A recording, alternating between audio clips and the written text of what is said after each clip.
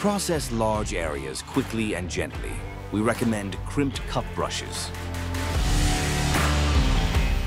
In this video, we use the Rhodius STBZ to remove rust from a 12.5 centimeter wide steel beam over a length of 1.5 meters. The braiding of the steel wire increases the stiffness of this cup brush so that even heavy incrustations can be removed.